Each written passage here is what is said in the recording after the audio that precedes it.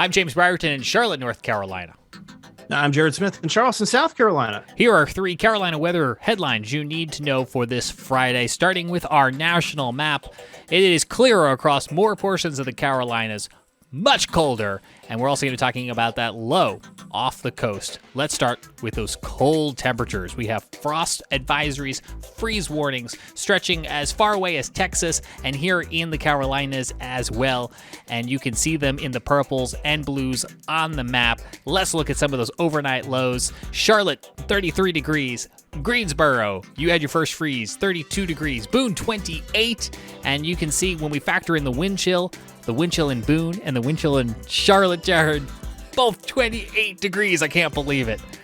Things not much better in South Carolina, 35 in Spartanburg, 38 in Columbia. We're in the upper 40s along the coast, but places like Charleston, Jared, they've got bigger problems than temperatures.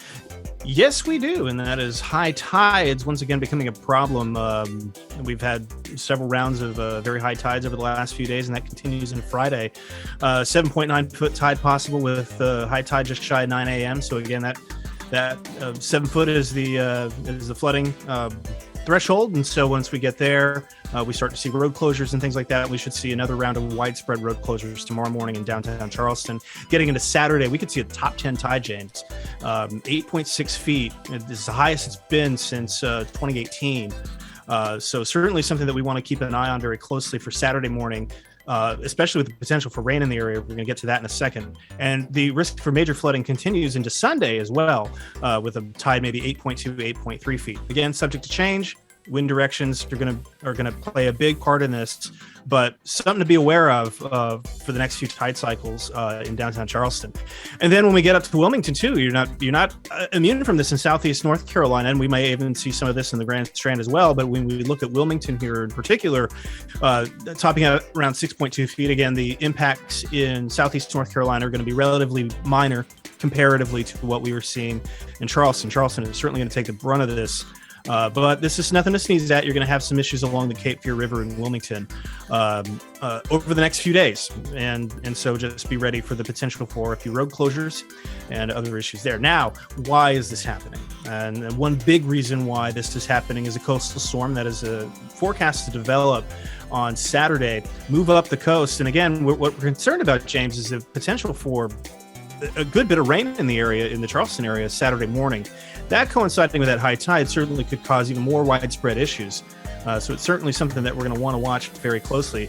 And as we go through Saturday, we'll see that heavy rain begin to move up the coast here. And so here's your forecast for your rainfall forecast here.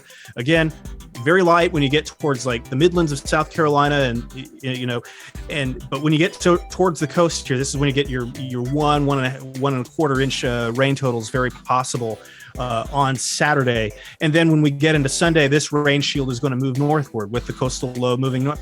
We're going to see a good bit of rain, maybe up to 2.5 inches or so along the outer banks, with 1 to 2 inches further westward into the coastal plain.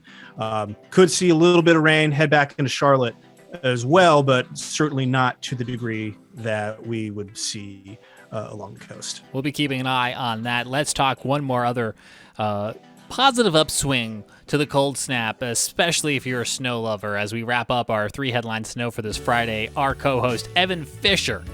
Well, Jared, I don't know if you had a chance to see this thread on Thursday here on Twitter. If I had some free time this morning, he wrote, I'd go to Bear Wallow Mountain. It should be snowing fat flakes up there with temperatures firmly below freezing. Definitely worth the trip if you're a snow lover. And he goes on to say the emotional pain of missing this event only 20 miles away from home is brutal. Well, he followed up letting us know that his boss, North Carolina State climatologist Kathy Dello, offered to cancel their morning meeting so that he could go and see the snow. And ladies and gentlemen, may I present to you Evan's first snowfall of the season. Hey, that's beautiful. Hey! That's fantastic. Now, size doesn't matter.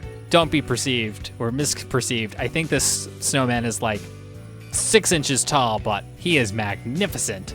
That's a good-looking snowman. And again, the point is not necessarily how tall the snowman is. The point is he made a snowman. The fact that the snowman exists. Now, that's a pretty tiny snowman, I got to tell you. I mean, that's not exactly, giant material here, but I mean this is respectable. It's early November. That is respectable.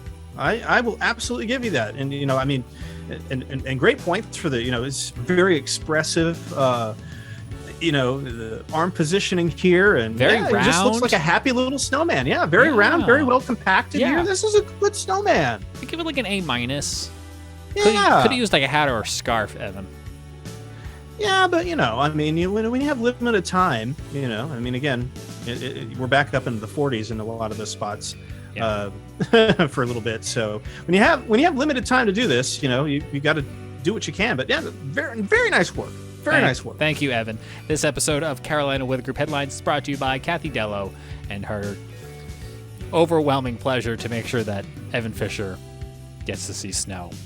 On behalf of Jared, I'm James. Like and subscribe so you can stay up to date on all the latest Carolina weather happenings.